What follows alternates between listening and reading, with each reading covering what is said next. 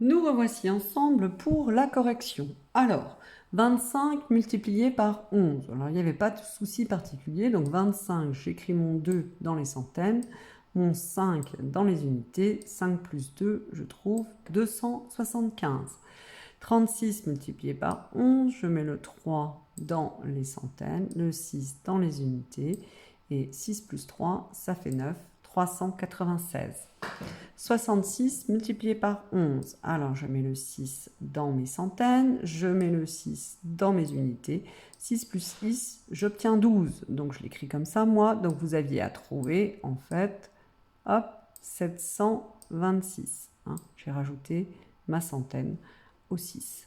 57 multiplié par 11, je mets le 5 dans la centaine, je mets le 7 dans les unités, et 7 plus 5, ça fait 12. Donc en fait, il fallait trouver, donc les unités ne bougent pas, les dizaines c'est le 2, 5 plus 1, 6, 627. 19 multiplié par 11, je mets le 1 dans mes centaines, le 9 dans les unités, 9 plus 1, 10. Donc on le voit ici, je vais trouver donc 9 dans les unités, 0 dans les dizaines et 2 dans les centaines. J'obtiens le nombre 209. Les 5 suivants.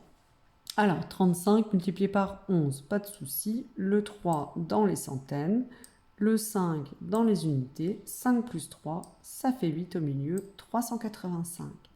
68 multiplié par 11, le 6 dans les centaines, le 8 dans les unités, et 6 plus 8, ça fait 14. Donc j'obtiens le nombre, en fait, 748, si je vous les mets bien les uns sous les autres. 43 multiplié par 11, là c'est facile, le 4 dans les centaines, le 3 dans les unités, et 4 plus 3, ça fait 7. Donc voilà, 473. 84 multiplié par 11, le 8 dans les centaines, le 4 dans les unités, 8 plus 4, ça fait 12. Donc là, ce que j'obtiens en ajoutant, j'obtiens le nombre 400.